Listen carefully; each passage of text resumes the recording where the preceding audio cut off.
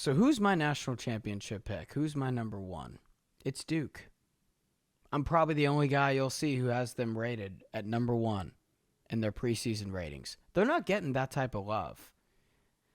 I guess I'll be the only one. That's fine. I picked them last year. They bit me in the butt.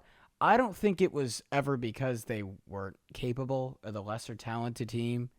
I think they were the best team in the sport last year. They didn't know what to do when they played a close game. They didn't play many close games last year. That was pretty evident against Houston. Well, here's why I'm sold on them. Okay. So last year, Duke ran, we'll call it a drive and kick offense, where you put Cooper Flagg or Con Knipple top of the key, right in the middle, and let him blow by, sink the defense, free up a bunch of open shooters. That's how Duke made it work. They could probably do the same thing with Cameron Boozer. Cameron Boozer's a freak. He's 6'10", 250. He made a freaking physical college basketball team in Tennessee look like boys amongst men. I think he's the best offensive player that Jon Scheyer has ever had. And yeah, Cooper Flagg has played there. Con Knipple has played there. I'm aware of that. I still stand by that. Duke used post-ups last year on about 4% of their plays. That's going to go up. So I guess there's a question of how Jon Scheyer is going to change the scheme. But this team is so loaded and so versatile.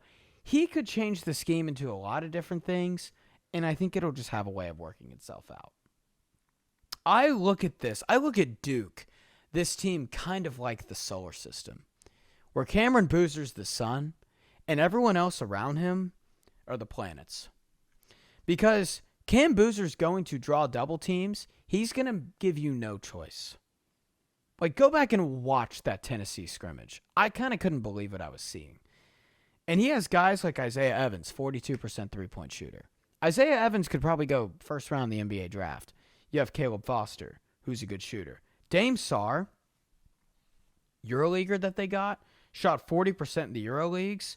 Mind I tell you, the Euroleagues isn't any ordinary league in Europe. It's the second best league in the world.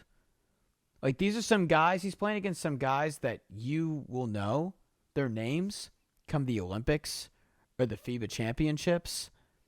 He's playing against some good players. He's shooting 40% from three. His brother Caden, he's an efficient point guard. Nicholas, I may botch this pronunciation. Is it Kaminia? 44% three-point shooter in the FIBAs. Gosh, they can run any offense. Attack and kick, post up, transition, slow, pick and roll, pick and pop. It doesn't matter. They have good point guards too. Foster's a 2-1 ATR guy. Boozer's good too. The defense, I think, might be just as good, if not better. I actually think the offense is going to be better than last year. I think the defense is going to be a little bit worse than last year, but still nonetheless great. I mean, they allowed 62 points per game in D1. That's the least in the sport last year. I don't know if they're going to be that level of good, but they've got the rim protection with Ngongba and Boozer.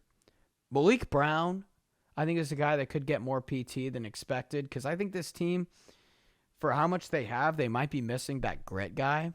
Malik Brown can be that. He led the ACC in steals one year. He's got a 7-foot wingspan.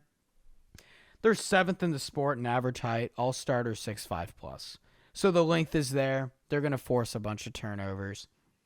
I don't really think this team has a weakness. Like, they have the best mix of shooters when it comes to Evans, Sarr, Boozer, Foster, even at the bench, Darren Harris, Kaminia as well. The rim protection with Ngongba and Boozer. They have the point guards with Foster and Boozer.